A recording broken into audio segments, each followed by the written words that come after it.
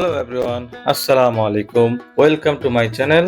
আজকে আমরা যাচ্ছি আমার দাদু বাড়ির দিকে। অনেক দিন পর এই গ্রামীণ রাস্তা দিয়ে দেখতেই পাচ্ছেন। তো আমরা মূলত আজকে একটা ডাব করার একটা প্রতিযোগিতা।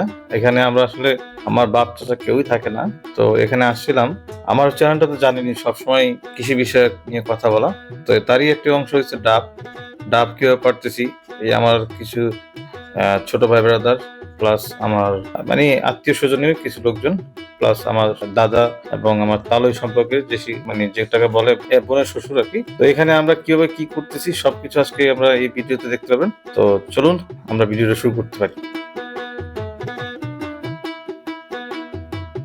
তো প্রথমে আমরা যাচ্ছি এই মাটি কাঁচা রাস্তা দিয়ে। হ্যাঁ, দেখতেই পাচ্ছেন যে অটো দিয়ে যাচ্ছি। আপনারা হয়তো অনেক জানেন, যারা পটুয়াখালীর লোকজন তারা অবশ্যই চিনতে পারবেন। পটুয়াখালী থেকে এই অটোটা ভাড়া করেছি। আমার সাথে আছে আমার এক আত্মীয়, নাম হচ্ছে উজ্জ্বল। ওর গাড়িতে করে আসতেছি। তো এখন যাচ্ছি দাদা বাড়ির দিকে। ওখানে গিয়ে আমরা আজকে ডাব পারবো। তো চলুন দেখতে থাকুন আমরা কিভাবে ডাব পারি আর কতগুলো ডাব পারছি সেই বিষয়ে সম্পূর্ণ ভিডিও দেখতে চোখ রাখুন।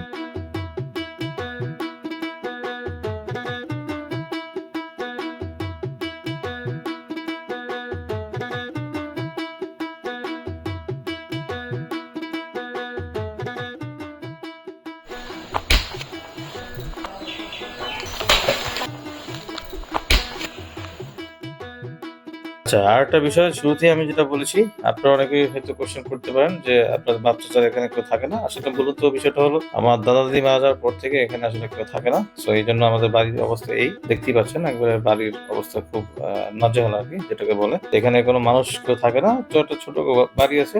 কিন্তু এখানে ডাব গুলো দেখতেছেন, এগুলো আর কি প্রায় সময় গ্রামে আসলে খাওয়া হয়। তো ভালোই লাগে, একটা উৎসবের মতো লাগে। তো আমরা এখন বাড়ি থেকে এখন আবার পটুয়াখালীর উদ্দেশ্যে বের হচ্ছি। তো আপনাদের একটা রিকোয়েস্ট থাকবে, আমার এই চ্যানেলটি সবাই সাবস্ক্রাইব করবেন, পাশে থাকবেন এবং কৃষি বিষয়ক তথ্য জানতে আমার এই চ্যানেলটির পাশে থাকুন।